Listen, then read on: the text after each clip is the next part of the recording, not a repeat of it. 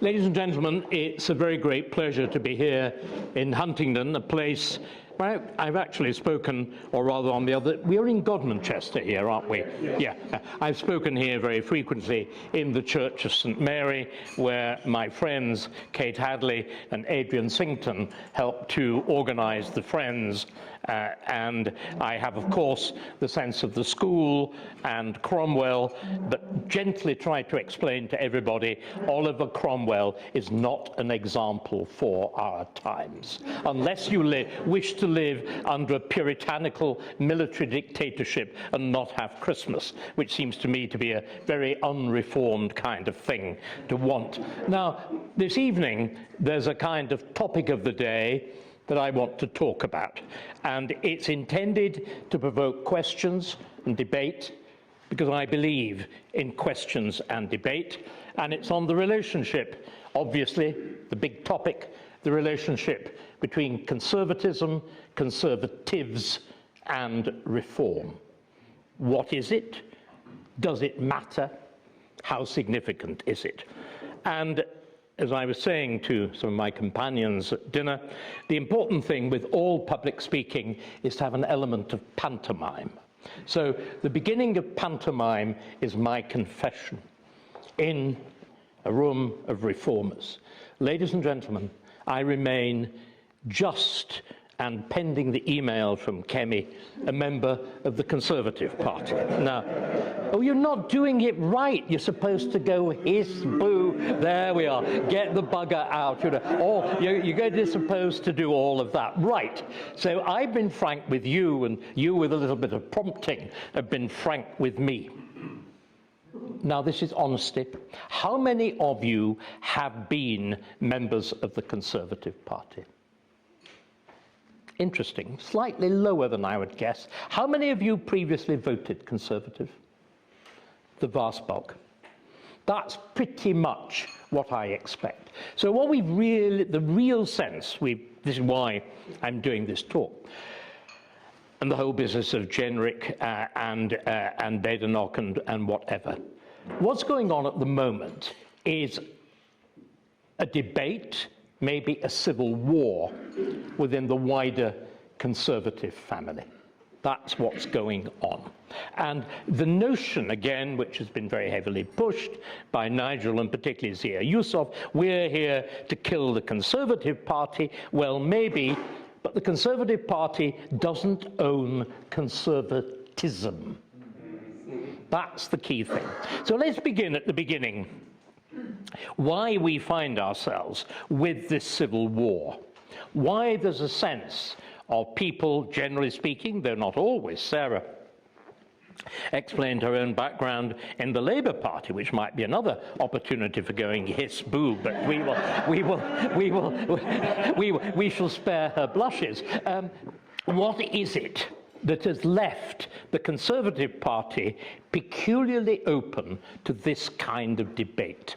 So what I think would be useful to do, because again, completely contrary to the image of Reform members as the knuckle-dragging section of the electorate, I find it completely different. What I want to do is to begin with a little bit of history, the kind of thing you get in the Michelin guides to France, you know, un peu d'histoire before you go and get drunk at lunch. Anyway, we've all got drunk at dinner, which makes it more digestible. What does the term conservative mean? When do we first label a party conservative? We do so in 1835 in the Tamworth Manifesto, which is the relaunch of a political party in the wake, this is the key thing, of shattering defeat. The Reform Act of 1832 destroyed, the other term for conservatives in Britain is Tory. The combination of Catholic emancipation in 1829-30 and the Reform Act in 1832 shattered the basis of the Tory party. And instead, Robert Peel, who had been the right-hand man, the lieutenant of the Duke of Wellington. And to give you an idea of the status of the Duke of Wellington, I have a lovely cartoon. Of course, the idea of the reform in 1832 was, first of all, electoral reform, replacing the extraordinary chaos of constituencies which the Middle Ages and the Elizabethan period had left, which increasingly have become pocket boroughs run by members of the aristocracy, like the family in Hinchinbrook Hall and so on, or even more so in Kimbolton. And that extraordinary movement of reform, led again by members of the aristocracy, led by Lord Grey and the Russell family and Lord John Russell. I have a lovely cartoon which shows the Tory House of Commons and House of Lords all dressed up as poor school boys being taken by Lord John Grey of the actual Earl Grey of the leading Whig peer and Prime Minister, being taken through reform and having to conjugate the verb I reform, thou shalt reform, he shall reform, we shall reform, and all the rest of it. And at the back there is the Duke of Wellington, absolutely unmistakable, with his gigantic nose, with a dunce's cap on with bells, as it was then, holding a little sign which says I can't reform. And the Tory party crashes in flames.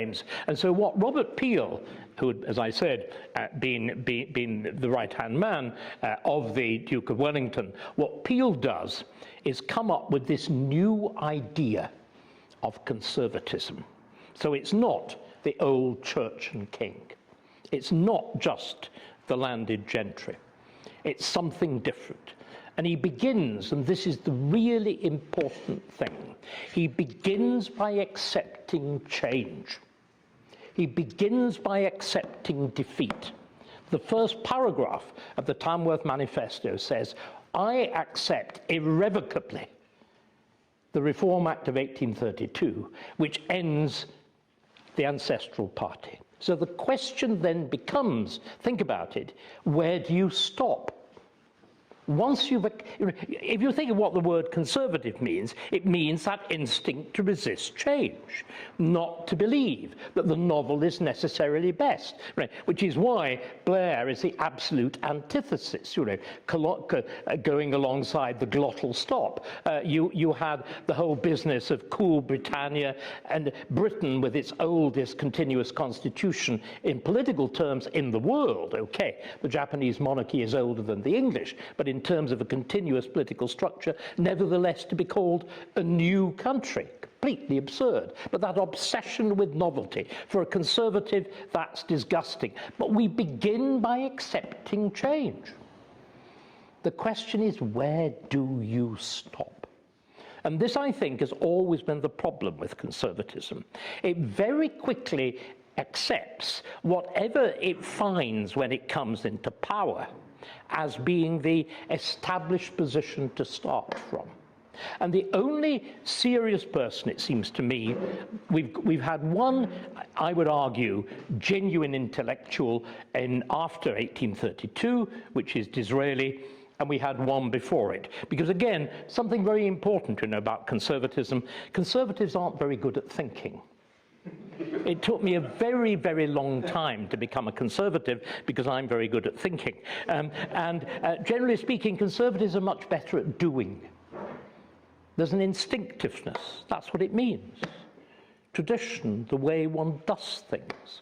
And the person that is best at understanding this intrinsic sense of being conservative is Disraeli. And Disraeli quarrels violently with Peel over the repeal of the Corn Laws.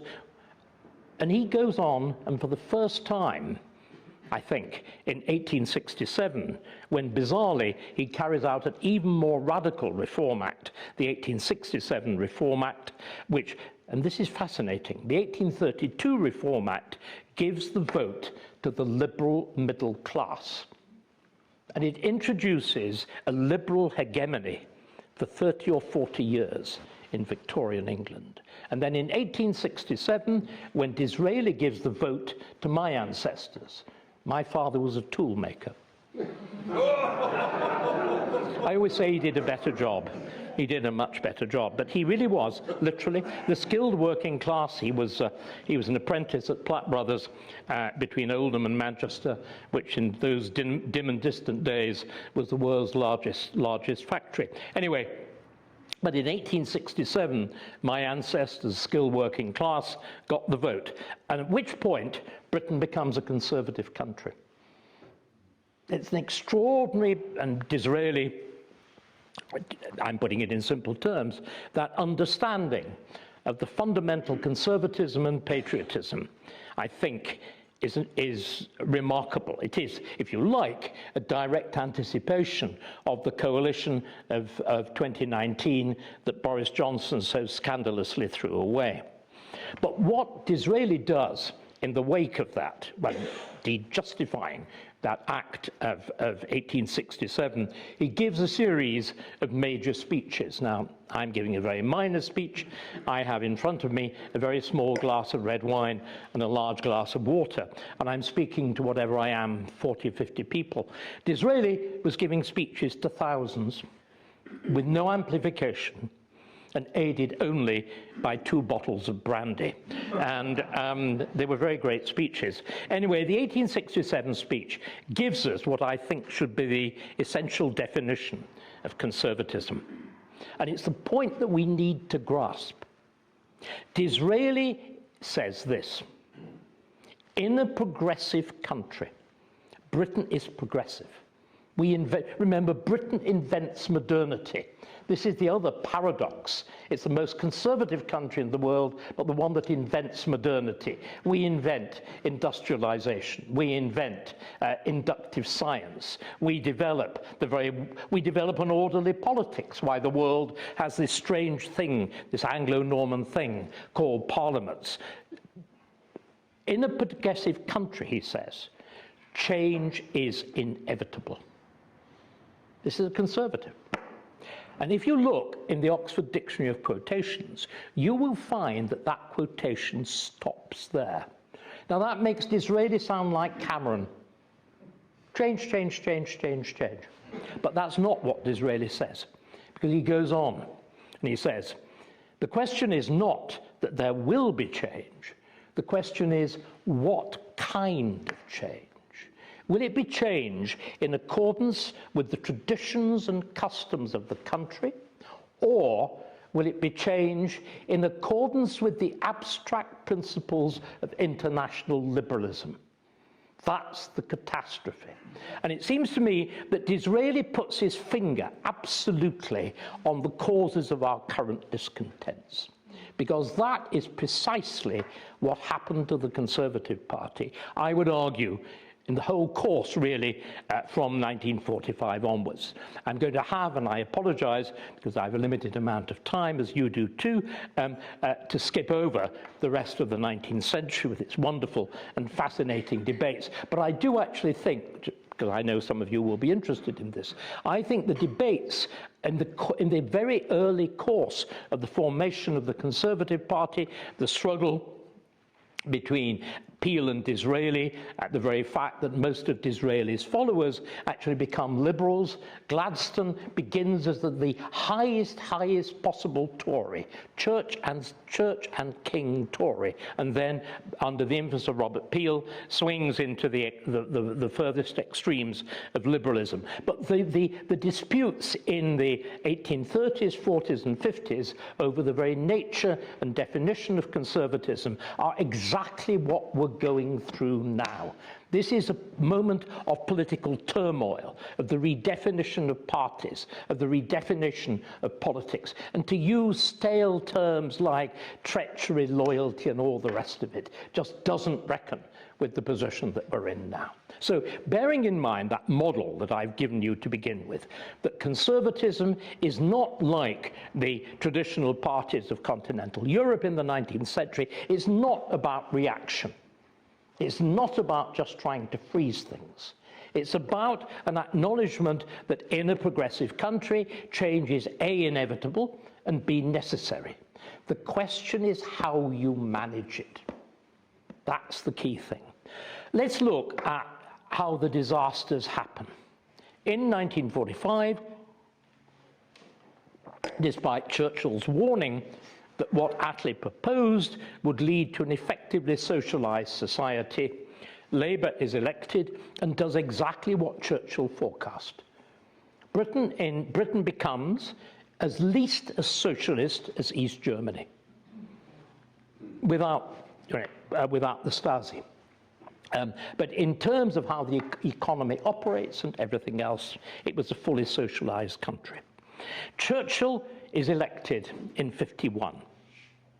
After having denounced it savagely and brilliantly, with the kind of language and the wit and the force that only Churchill could do in 1945, what does he do in 1951? Nothing. Absolutely nothing. And even worse than nothing, you effectively get from 1951 to 1975 to 1979 a term that you're all very familiar with.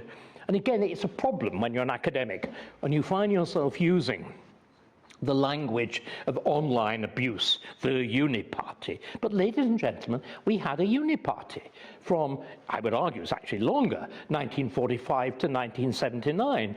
Effectively, there was of course a change between Labour and Conservative, but it made absolutely no difference as to how the country was run. There was even a term for it. Uniparty is a bit inelegant and clumsy. They had a much nicer one. It was called Buttscalism, from the name of R.A. Butler on the Conservative side and Hugh Gaitskell on the Labour side. Now, what's very amusing about it is Hugh Gaitskell was very much grander than R.A. Butler.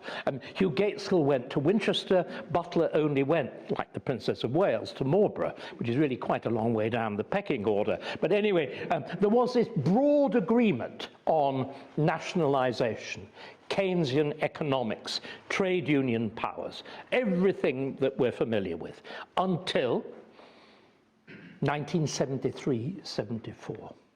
There was the disaster of the two elections, one of which elects Edward Heath and the other of which defenestrates him. I remember the second of those was the first time I could vote under the 21 rule which we then had. And I'm afraid, yet more confession, I voted Liberal, but there we are. But the one thing I was absolutely clear was that it wasn't Edward Heath. And this was the election in which Heath was effectively defeated by the miners, that great Who Rules Britain, and the British electorate said resoundingly, not you. What happened? One man who'd served in Edward Heath's government, had been very prominent in it, and was the most prominent Conservative intellectual of the period, Sir Keith Joseph, had a moment of revelation. And again, it's a term that we've discovered to use as a term of abuse with reference to Robert Jenrick, the term Damascene conversion. When somebody who's been on one side of the political spectrum for reasons of ambition or for reasons of genuine intellectual conversion goes to the other side. I always say, I remind people, the original term Damascene conversion is because of St. Paul being struck blind on the road to Damascus. And can I remind you, that original Damascene conversion was really rather successful. St. Paul founds Christianity at least as much as Jesus, having been a great persecutor. He famously holds the clothes of the people who stoned the proto-martyr to death. So it's a remarkable successful example. Anyway, Keith Joseph had his Damascene conversion, and he writes this essay, which says, I had been a conservative, but I had done nothing conservative. I had been a member of a conservative government, called itself a conservative government. It had done nothing conservative either. And it's that realization that you've been part of a uniparty that leads Keith Joseph to formulate the beginnings of the Thatcher programme, to found the Centre for Policy Studies, that whole extraordinary reconstruction of conservatism and the British economy, and indeed the world economy, because of course Thatcher acts as the model for Reagan, and that extraordinary shift from the notion that the world was a question of planned economies that rules essentially from 45 onwards, one way or another, into that very different thing. So that is, it seems to me, direct example, direct model. Now, I presented it simply in intellectual terms. Of course, there was much more to it than that. The reason that that argument obtains is partly the force, it turns out, of Margaret Thatcher, though she was widely mocked at the time, but above all, its circumstance. Circumstance prove the old model is dead. 1976, there is the shocking business of Britain, which had founded the world's monetary system, having to go cap in hand to the International Monetary Fund to be bailed out. The shame of Dennis Healey. And then in 1979, all Britain becomes Birmingham. As you know what the state of Birmingham is now, the winter of discontent, where not simply rubbish piles up, but dead bodies. There's a mortuary strike as well. And by the way, it's very difficult for you to read, well, many of you, some of you, nobody's, I'll be polite, nobody here is at all possibly as old as I am, but a few of you may be near it. So you may even remember that we actually had, in that extraordinary post-war world, even a travel agent was nationalised. Thomas Cook was nationalised. But that whole structure of Keynesian economics and whatever, and trade union power crashes in 1979, and we get Thatcher. What I would like to suggest is we're in exactly that same position now, that we've seen a new uniparty form itself. We've seen a new set of ideas brought into being by the left, persisted, curated, developed, and intensified by the right, and crashing into failure in the present. Let's just look then at how this second story develops. There is, of course, a paradox. Tony Blair, I've already mentioned him, coming to power in 1997, presents himself in many ways as the heir of Thatcher. You will remember, brilliantly exemplified by Peter Mandelson, who lingers like a bad smell across the politics of 30 or 40. But it's a bad, Peter Mandelson is like a bad smell to which you've applied air freshener. You know, there is that hideous combination. You know exactly. You know, we can all remember a bad drain, can't we? You know, you go and spray. You go and spray. You go and spray liquid perfume. Anyway, dear old Peter, I know him quite well, but that's an entirely different matter. But Peter phrases it brilliantly. He was absolutely relaxed about people. He chose his adjective, his adverb adjective very carefully. Filthy rich, providing they paid their tax. And Thatcher herself, in 2002, says that Blair is the best testimony to her success, because you keep. Again, the peculiarity of Thatcherism was it reduces conservatism simply to free market economics, which it isn't. But it's a very powerful idea. And New Labour pretended to continue it. But what Blair did, and here again, I want to be quite honest, I did not understand this at the time. I don't think anybody really did. I'm not sure that even the people doing it fully understood what they were doing or what the consequences would be.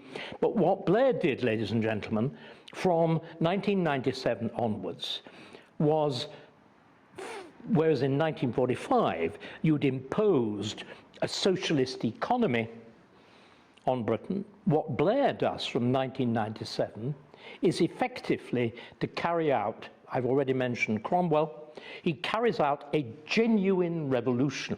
He imposes a slow burn version of the French Revolution on Britain, and with consequences which are catastrophic. as catastrophic, I would argue, as the consequences. We don't have a reign of terror, though in terms of the limitations of freedom of speech and whatever, at times it comes something pretty near it. But he carries out, and it uses the same language, the same ideas, the same devices. In other words, it's exactly what Disraeli was talking about when he talked about ruthless international liberalism. That's exactly what Blair imposes on Britain. Now, what is it? Why, in other words, am I saying that we have this sense of alienation, this sense of loss? Because I think virtually everybody in this room, again, the current debate between Badenoch, by the way, I am being recorded, but I'll still risk it. If you remember, poor old Jenrick got taken to task terribly for calling her Badenoch. I'm afraid if I'm being really naughty, I say you could easily pronounce her name bad enough, but there we are. If you actually look at it, the debate between Badenoch and Jenrick over whether Britain is broken or not. Now, these are crude terms, but essentially what we are saying is something has gone radically wrong with the way we're governed. That's really what we're saying. And what I'm trying to do is to present you with a diagnosis of what's gone wrong and a prescription for how we can put it right. And the diagnosis is as follows. Why do we have this sense of loss? And it's interesting. All of these things are there in slightly different forms in America. We're all familiar with Trump and MAGA, Make America Great Again. But you know, if you think about it, it's the again, the sense of something being lost, something taken away that needs replacing. And I think in Britain, that thing which I would argue, and it was again interesting talking to Sarah at what her own moments of shift had been in Brexit, I think the whole campaign of Brexit, take back control, the sense of something having been lost, or again, that cry of so many of the anti-immigrant demonstrations, we want our country back, that sense of loss, of something having gone. Well, I think I've got my finger on what happened and why, fortunately, it can be reversed. Because again, one of the charges that's made against what we could call declinism or catastrophism or whatever is the element of despair. I believe, unlike many other people, that the heart of what has gone wrong, ladies and gentlemen, is political, not cultural. Obviously, there have been huge cultural shifts, not even immigration, but that is also at the heart of the process. It is political. Now, that is actually a cause for both despair. How does a country commit suicide? But on the other hand, it's a cause for hope. Because what politics has done, politics can undo. And this is, again, what is so striking about Thatcher. Her understanding, and Keith Joseph and the whole apparatus of the Centre for Policy Studies and the Institute of Economic Affairs, they understood you had to undo first, repeal trade union legislation, undo nationalisation, dissolve the managerial bodies that had enforced Keynesian economics and prices and incomes policies. So let's look then at what Blair actually does. And this also takes us to key terms that, again, are very relevant in terms of reform. Blair takes a country which, as I've already emphasized, I think had a fundamentally continuous, though obviously constantly changing, evolving, developing structure of government. The key to understanding, and again, I discussed this with Sarah, rather she told me about her own feelings, that she got into politics because she wanted to be a representative, that she wanted to embody the feelings of a locality I had an interesting discussion with my dining partner, on the other hand, about the experience of going out and knocking on doors and talking to people and getting the sense of their feelings. And the key thing, it seems to me, that Britain invents, and we are the only country to do it at scale. Ancient Greece did it, the tiny little, but only in city-states. The Italian city-states did it when they create, for very brief moments in the Middle Ages, when they create democracies and structures of representative government. We're the only country to do it on a national scale, with the structures of Parliament and of parliamentary representation. And the central idea of Parliament, and obviously what composes Parliament, the relative balance between the various elements of it, how it's managed, change radically over time. But the central idea remains the same from the immediate aftermath of Magna Carta to 1997. That is to say, what is decided in Parliament binds everybody, because everybody in theory and in practice is represented there. Blair hates that idea. The Blairite left loathe that.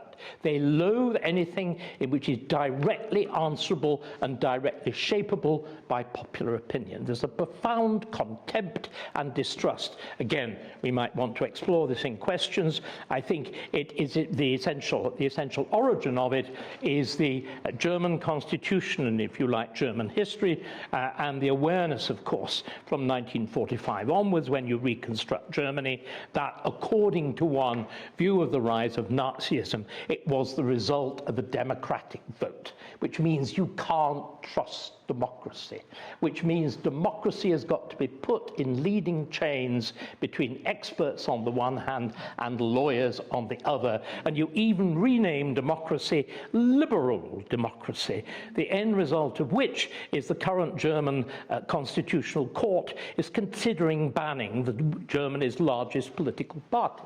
That's the AfD. That's the logical result of that. And that, by the way, is why Nigel Farage is called a populist. If you bother to think about it, democracy and populism are exactly the same thing, except one is Latin and the other is Greek. But one is now an approved and polite term, and the other is you lot and is vulgar. We get the idea. How does Blair go about doing this? And I'll again summarize as quickly as I can. Blair, as I've just suggested, it was the case in the Federal Republic of Germany, you send power in two directions deliberately away from Parliament. You send it on the one hand to committees of experts, the so-called quangos. Now, there's a very respectable pedigree for this. This is the view of politics of one of the two great Greeks from whom we get every element of our political vocabulary. This is Plato's view that government is properly the responsibility of the philosopher king, the high expert separated from any sectional interest in society. There's quite a lot to be said for it. After all, experts are jolly important. But there is a little problem. They get it wrong. Can we give you some instances of expert government? We do, of course, have the first of these committees was the Monetary Policy Committee. As is now perfectly clear, the Monetary Policy Committee of the Bank of England has managed our currency catastrophically badly, to the point at which, at the time of the extraordinary premiership of Liz Truss, it didn't actually know where the principal risk to the fiscal structure of the state lay in so-called liability-driven investments. Again, English nature, pursuing this narrow objective of protecting important species. On the one hand, what does it do? It demands the creation of a bat tunnel for HS2 at the cost, ladies and gentlemen, of £100 million. You could build 3 bat Ritzes You could give each bat its personal bat butler, and it doesn't stop there. With Sizewell, with the reconstruction of our power station, you construct a fish disco to stop fish getting overheated at a cost of £600 million. This is simply deranged. It is simply deranged. And the best illustration, and see, I'm a great believer that you should always approach by asking, as Jesus does. You will remember, I think Jesus is jolly good politically. I have a lot of doubts about the theology, but I think the politics is pretty good. By their fruits ye shall know them. Look at consequences. I'm illustrating consequences. And we had, of course, a complete example when we were actually ruled by one of these committees. I know none of us want to remember it or admit it. COVID. We were ruled by a committee that actually took its name. It sounded like a Platonic committee. Sages, you know, you could just see them there with long beards and robes and all the rest of it. And a few of them were very serious people, people like Patrick Nurse, serious scientists. But they had one, the problem is with these committees, they have one concern. The one concern of COVID committee was to stop people dying of COVID. Yeah, terribly good, I suppose. But can I just ask a quick question? Does anybody remember what the average age of death from COVID was? 84. It's 82, I think. And the average age of death is 81. So I suggested the slogan could be "Get COVID, live longer," you know. And if you bother to think about it, we decided to deal with what turns out actually in retrospect to have not been a very serious disease by the general standards of infectious diseases. If you compare it with the Spanish flu or even a really bad dose of ordinary influenza, what did we decide to do? Well, we decided literally to close down the NHS.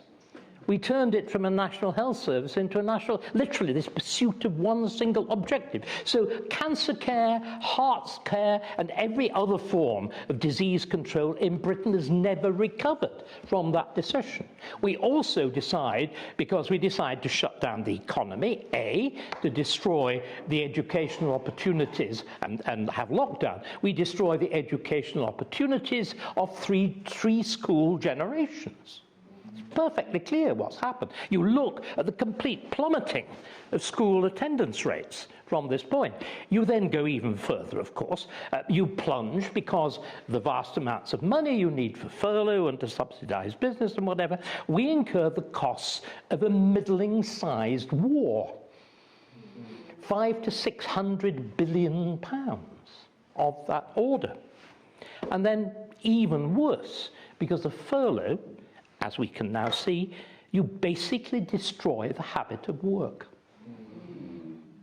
You get something for nothing, and a significant section of the population will actually take it. So that's the fruit of single-issue government, because, of course, all government should be not about one issue, which is why experts are good. It should be about weighing issues against each other, and only the politician can do that. And again, we can come out of that wonderful phrase that's fought over by two of the very greatest democratic politicians of the 20th century, Teddy Roosevelt in America and Winston Churchill in our own country, on exactly this subject. They're talking about scientists.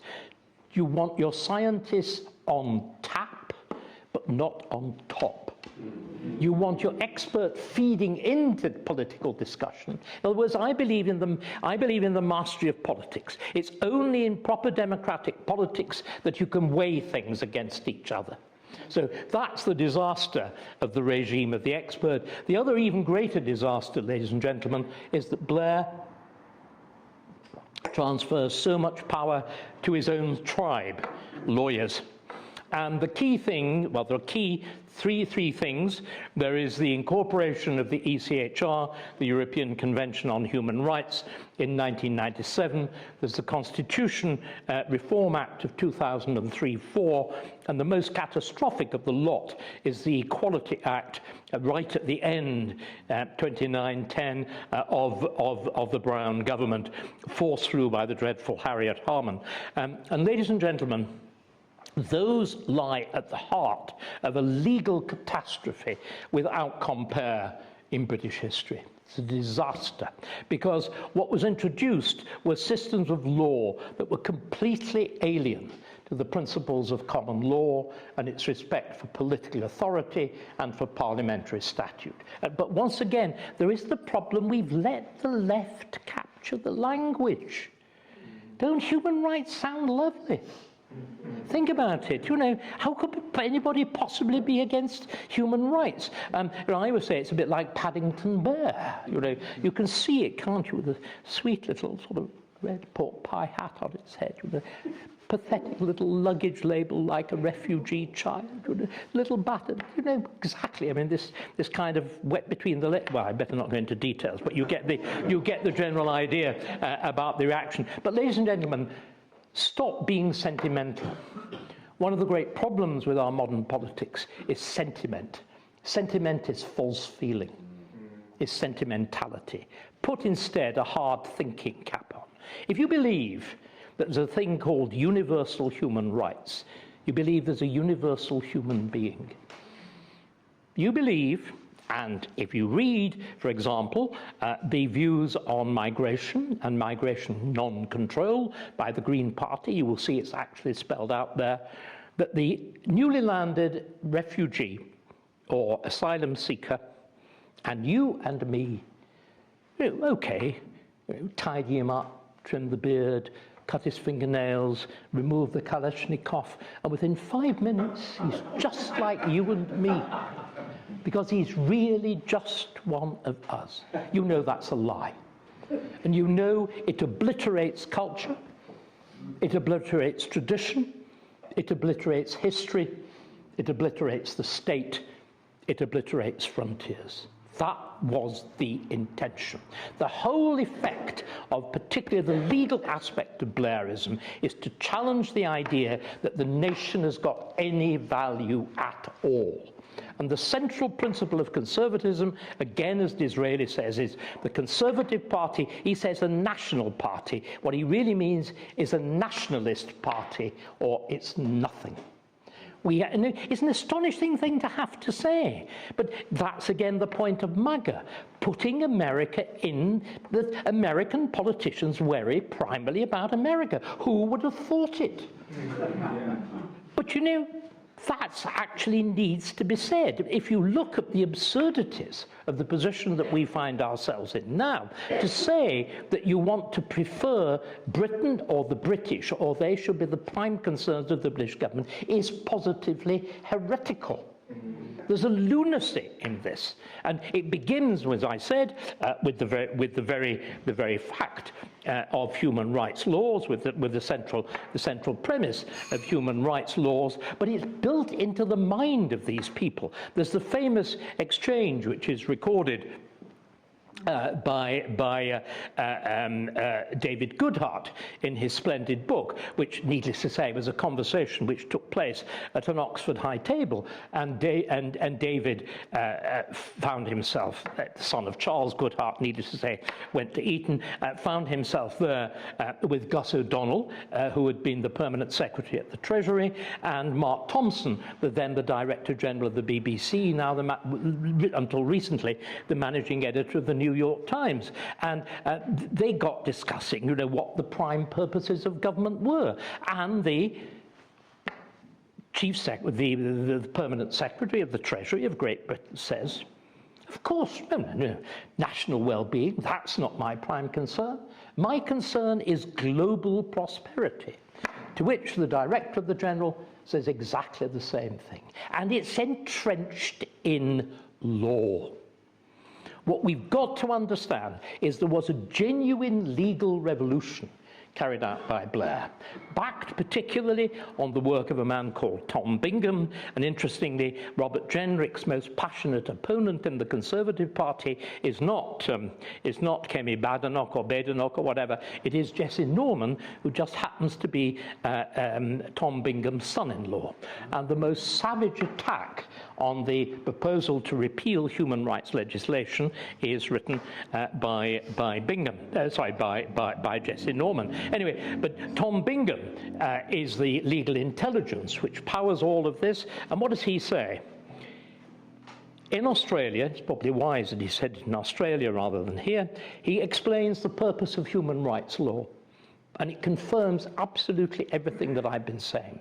Human rights law is anti-democratic, counter-majoritarian, and intended to protect minorities against the majority.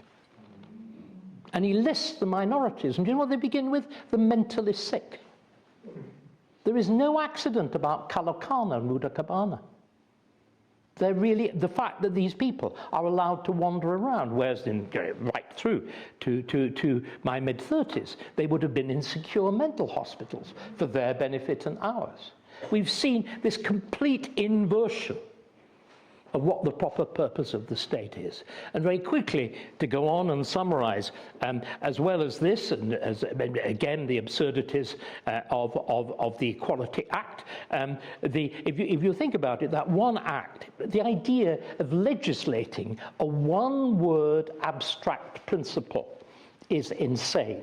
The various clauses of the European Convention on Human Rights are silly enough because, of course, they're just abstract statements. That is not how common law. You've got a right to family life.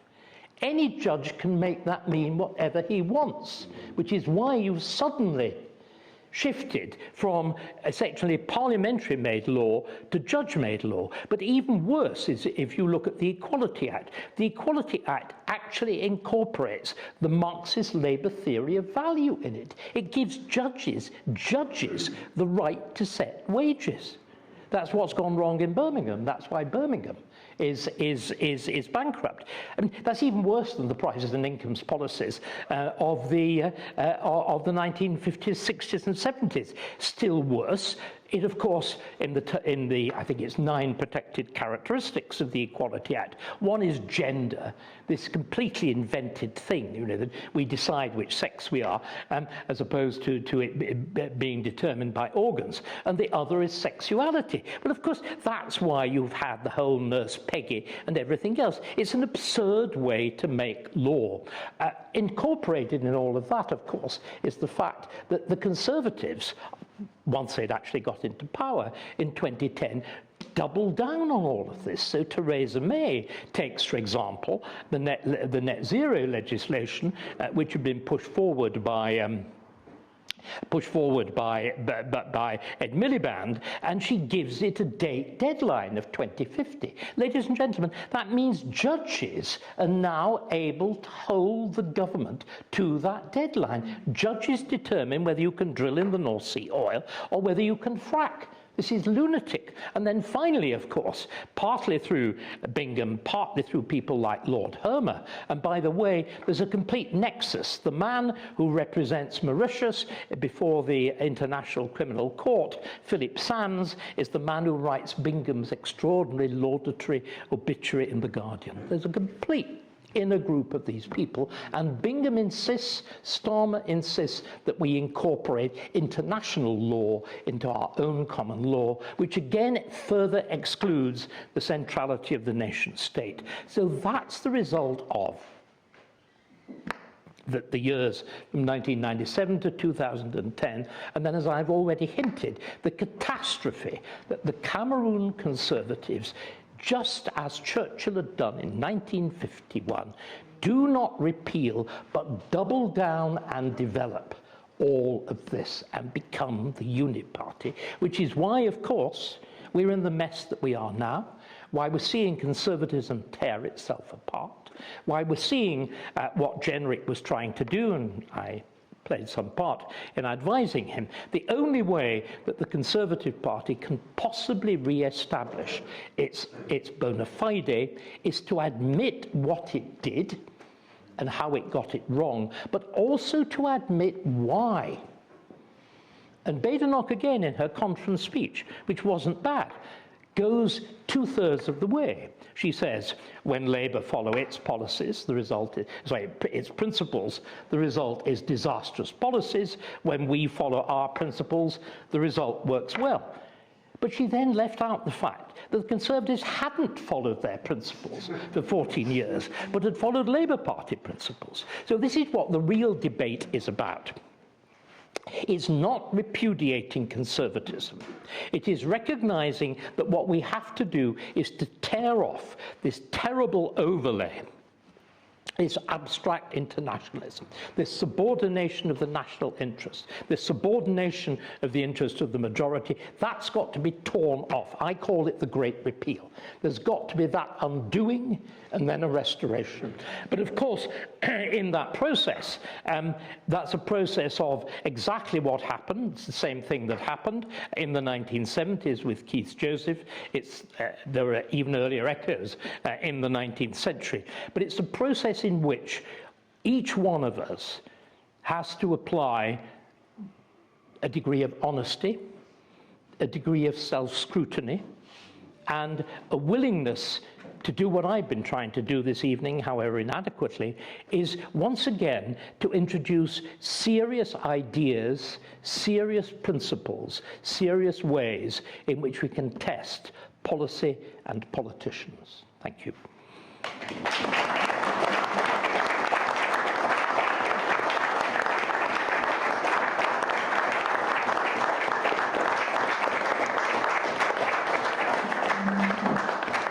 And I shall be delighted to take questions. I have one, David. Yeah, okay, right. My name was... Can I come round with the microphone? Yes, please. Brilliant. It's just for recording. Okay, my wife and I the other week visited Huntingdon Manor, and on the wall was a quote by Disraeli. It said this: "The world is governed by very different personages from what is imagined by those who are not behind the scenes." And my question is, however much we try to change politics, are we able to change the machinery that is causing the destruction of our democracy? Right.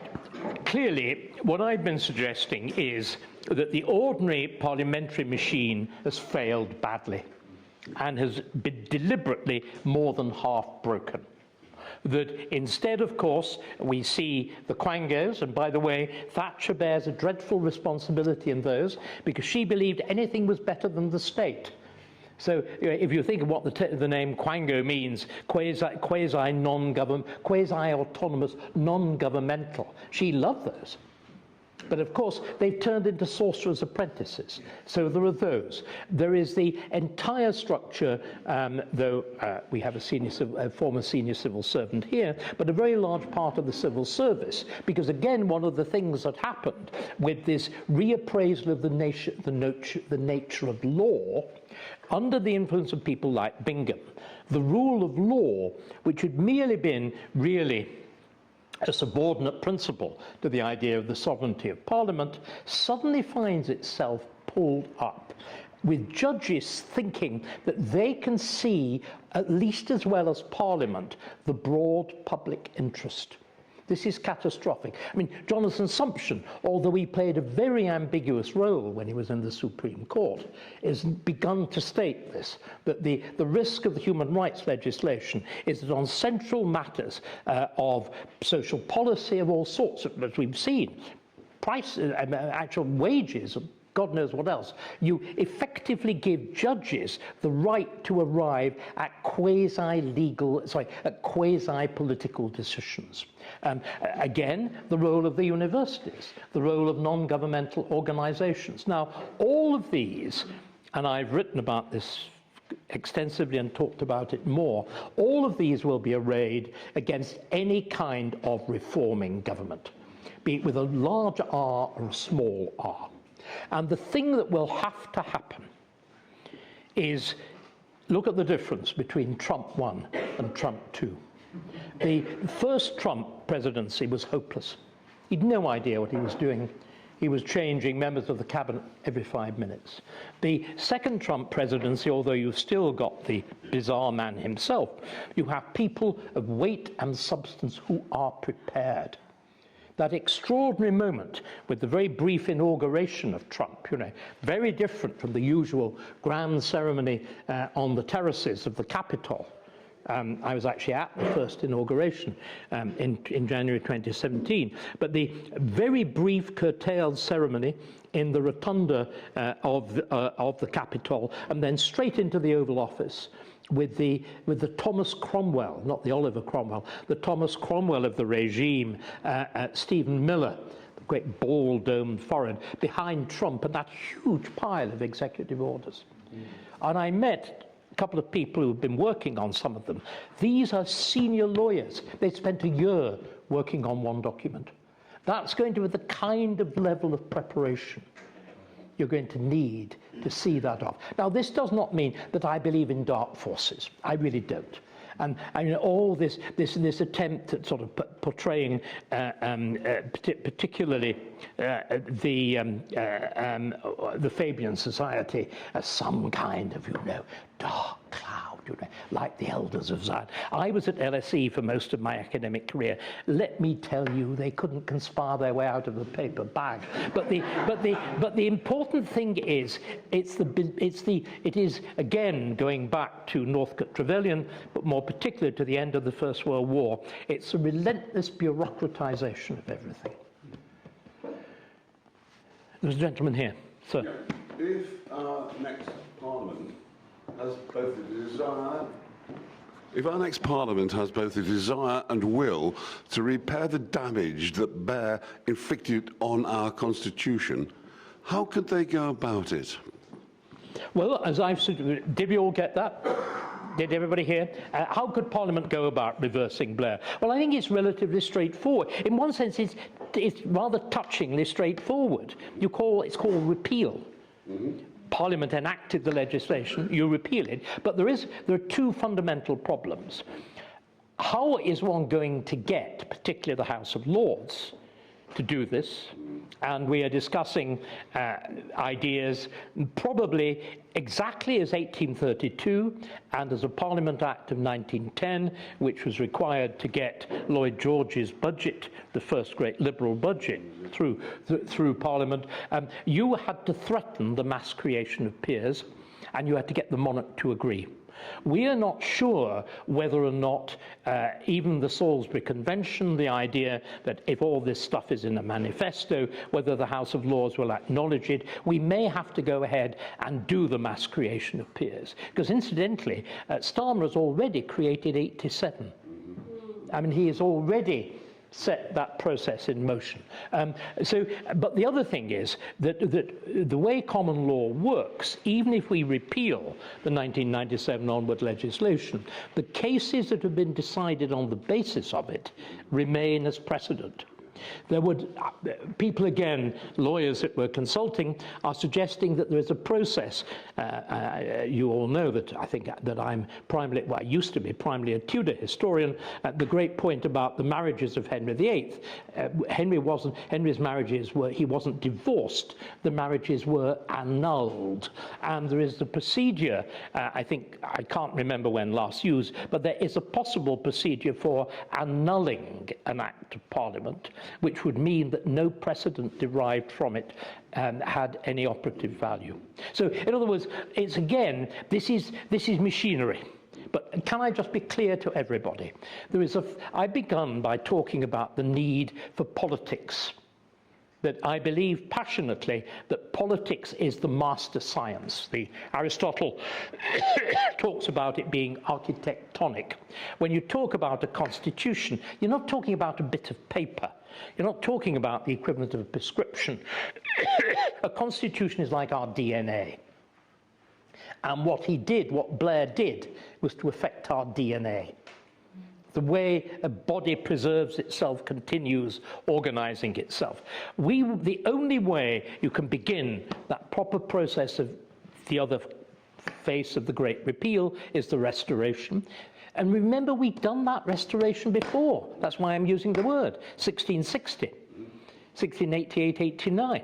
And again, 1660, we are unique in reversing a revolution without foreign intervention. It's completely extraordinary. And indeed, which I hope, again, one of my great hopes is we avoid revolution, we avoid violence. These are hideous things.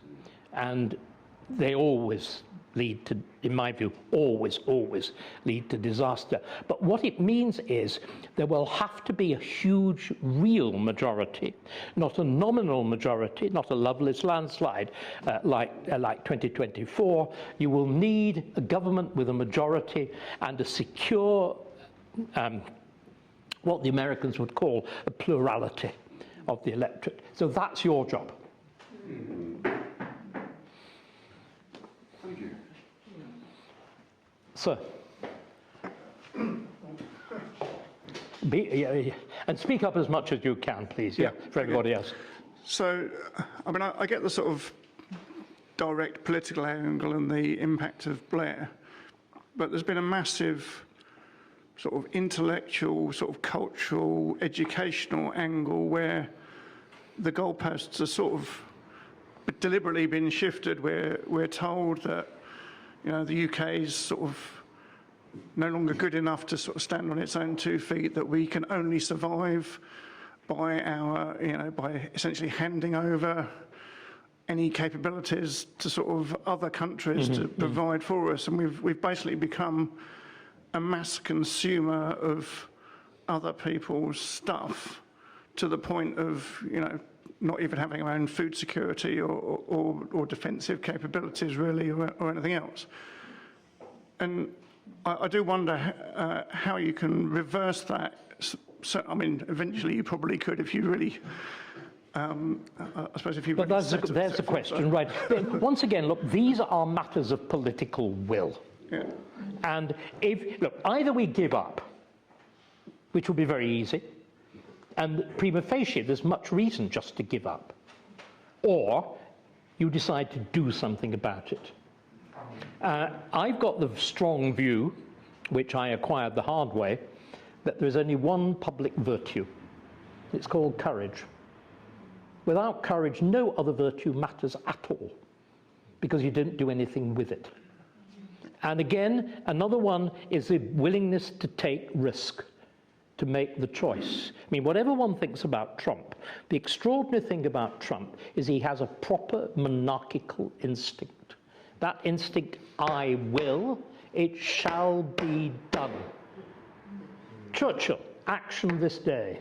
Oliver Cromwell, in those famous debates on the constitution of the protectorate, there shall be something monarchical in it. And it seems to me, which again, I think will be logically probably why I should be changing my political label, Farage as a disruptor has shown some signs of being able to do that. But the essential thing, I think, is to recognize what politics has done, politics can undo. I think it's also important to put something else in place, patronage. The left has been brilliant at the use of patronage. The right has been hopeless. And remember, Gordon Brown deliberately altered the entire structure of state patronage. Until Gordon Brown, the Prime Minister advising the Crown, had exercised enormous influence on the universities, on the church, on learned bodies, through the patronage secretary and the royal right of appointment to the House of Lords. What Brown does is deliberately give these things away to quangos, knowing the sort of people who will sit on them will deliver the kinds of people he wants. I think we've also got, you know, I'm profoundly sympathetic. I knew and liked a lot Peter Whittle, the New Culture Forum and whatever. But the reason that the whole of the nonsense of critical race theory, transgenderism and whatever, has got a hold in our universities is that it's legally endorsed. Do we all realize this? This is the fundamental problem is legal. So when you talk about two-tier justice, it's written into the law.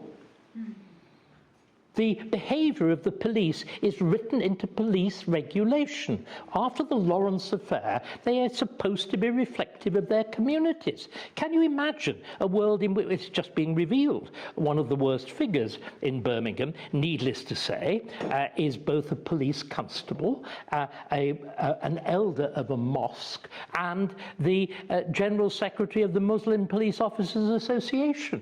Can you imagine having a Muslim police or a black police officers association? It's monstrous. But in a sense, the whole determination in the wake of the Lawrence inquiry, I think the Lawrence inquiry is one of the great catastrophes, along with the '68 Race Relations Act. And again, it's very interesting. It's led, of course, by Macpherson of Cluny, terribly respectable Scottish judge. But the dominant person in it is Sentamu, who was the Archbishop of York, but was also a lawyer. And he is the one largely responsible for these doctrines of institutional racism and all the rest of this stuff. But it's the fact that he's legally entrenched means it can be legally undone.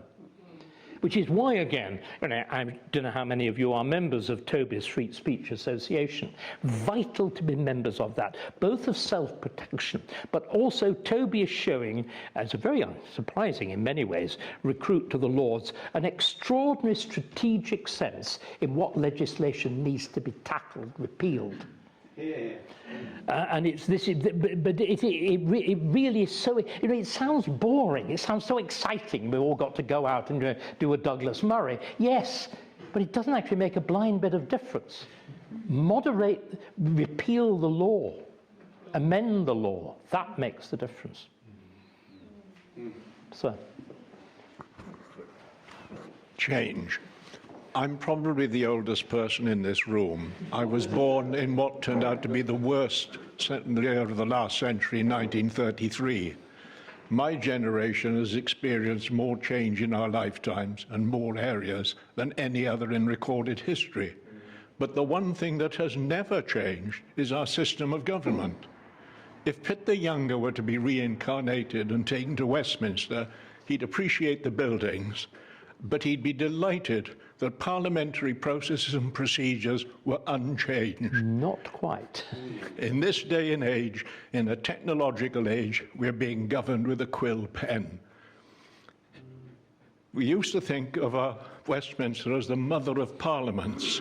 Well, if anyone observes, unfortunately, Prime Minister's question time, you have to realise Mum's got dementia. Yes, I mean, first of all, the difference of parliamentary procedure from Pitt's time is enormous. The creation of the party system in the 1870s completely transforms parliamentary procedure. The control of the government, the whips, the right of the Prime Minister and the ruling party to set the business of the House, the whole Erskine May, the actual handbook, is utterly transformed in the 1870s. Now, again, my sense is that in some ways we might exaggerate the effect of the media revolution that you're talking about. If I look back to my own period of the 16th century, in many ways print was even more dramatic, in which you think of what it did, of what it gave the ordinary person, of the new universe of thought and whatever that it created. But it proved highly compatible with those governmental structures.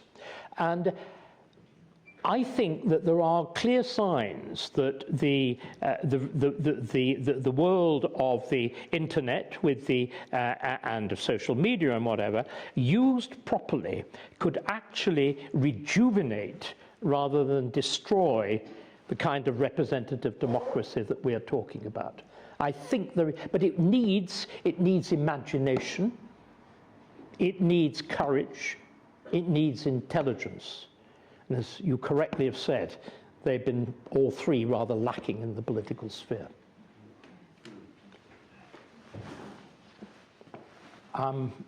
Yes, please. Thank you.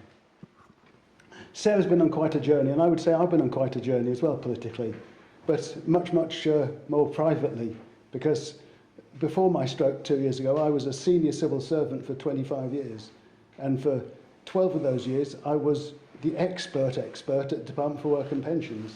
I was the chief analyst and the chief scientific advisor, and I crunched a lot of numbers in my time, and they were good numbers. But anyway, Ian Duncan Smith was particularly demanding.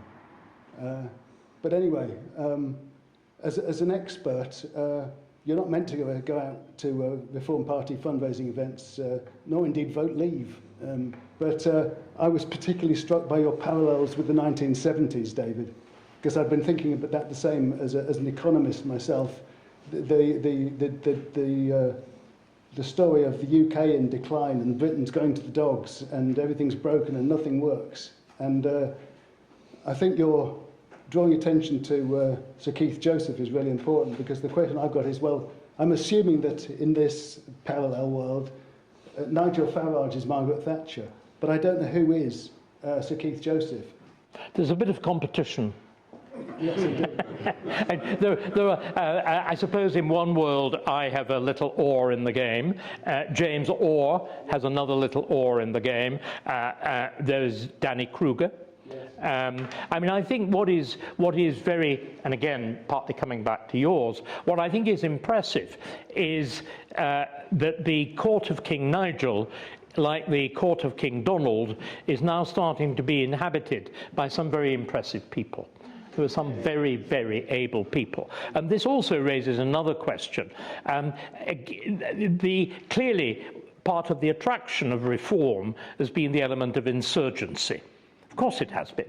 The sense that there's been a uniparty, we want to fight against it. I understand that. But equally, I think it's important to understand that reform, I would argue, but again, I'd be very open to dissent on this point, rises primarily from this division within the Conservative family.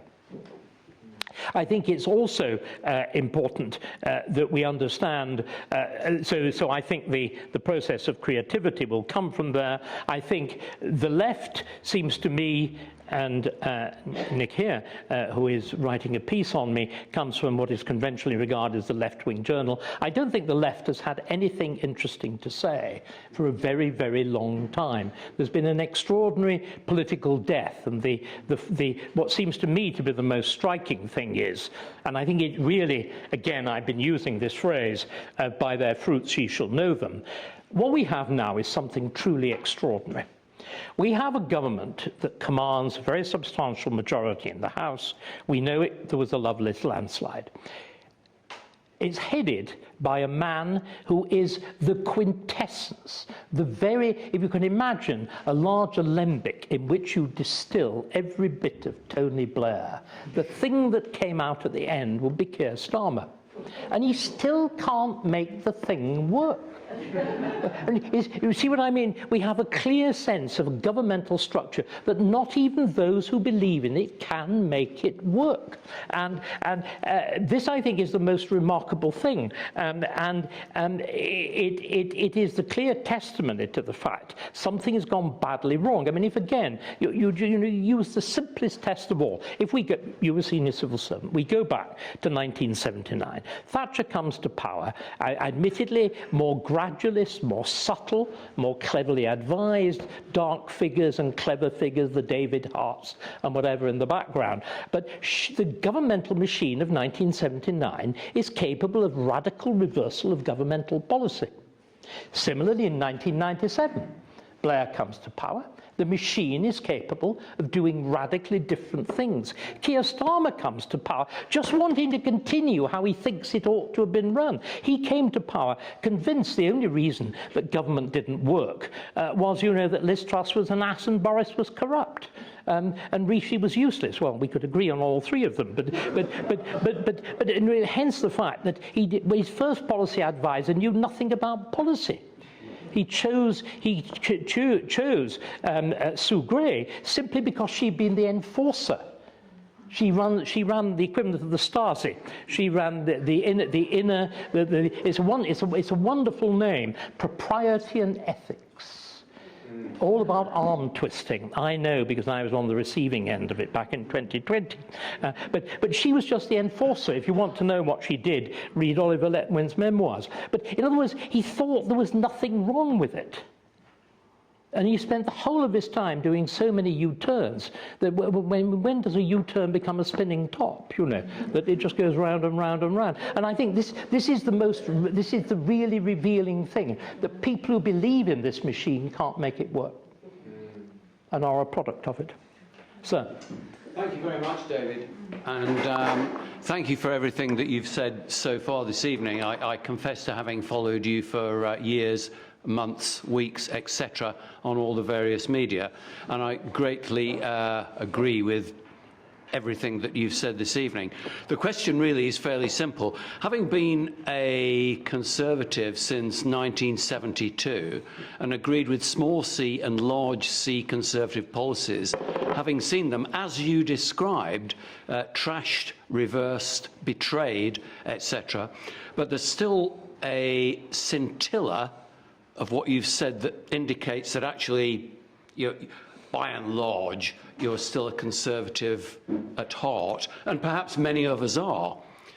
But those of us that have switched and thought, well, actually, we're just never going to believe this again.